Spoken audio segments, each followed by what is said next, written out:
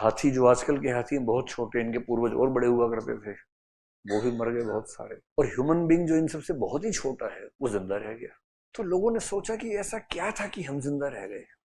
Dinosaur मर गए थे, तूफान मचाए रखते थे, वो नहीं बचे। तो धीरे धीरे समझ में आया कि human beings have something special. और वो समथिंग स्पेशल क्या है, इंटेलिजेंस क्या है। तो if we look at the human history, देखो हर इंडिविजुअल, हर सोसाइटी की इच्छा होती है कि हम खूब आगे बढ़े।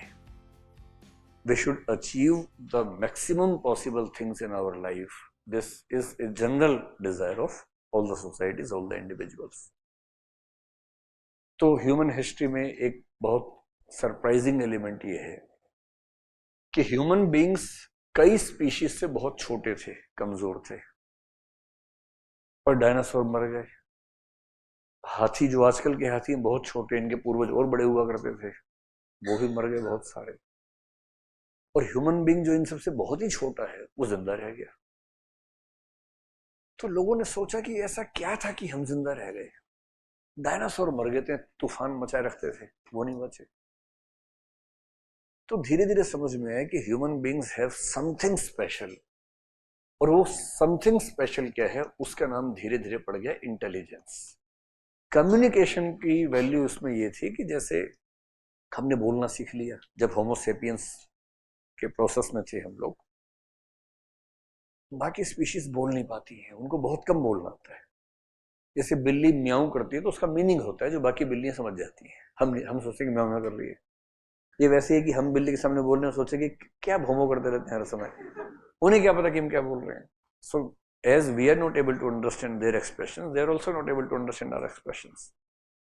पर बिल्ली कितनी तरह का म्याऊं कर लेगी, 10-20 तरह का म्याऊं कर लेगी maximum. But we have a language based on words. We have a language in which words are based on letters.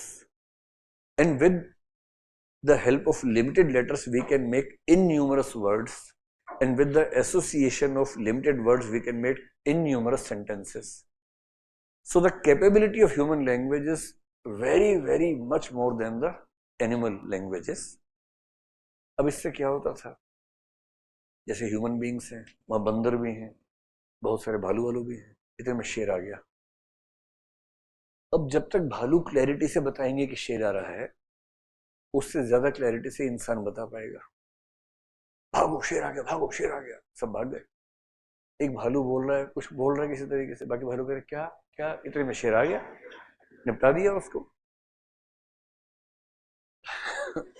So we had better communication skills, we had better linguistic skills, so we could easily communicate and save all the tribe maybe or all the group maybe from the threats of survival. इन सब चीजों ने human being को बचाया, आगे बढ़ाया। 70,000 साल पहले आज से हम ये मानते हैं कि इंटेलिजेंस की शुरुआत होती है in the process of evolution. In the process of evolution the human brain got bigger, और इसका साइज इतना हो गया कि हम रीजनिंग जैसी चीजें ठीक से करने लग गए। और क्योंकि रीजनिंग जैसी चीजें हम बाकी स्पीशीज से बेहतर कर पा रहे थे, so we had better chances of helping ourselves, better chances of growing, better chances of developing a culture, etc. और ये एक जनरल परसेप्शन ये है कि पिछले 70,000 साल में जब से हम सोचने लगे, तब से हम बाकी स्पीशीज से बहुत आगे निकल गए। और ये सोचना जो हुआ, ये जिस एबिलिटी की वजह से हुआ, उसी का नाम क्या है, intelligence. So we are human beings and we are more advanced than other species.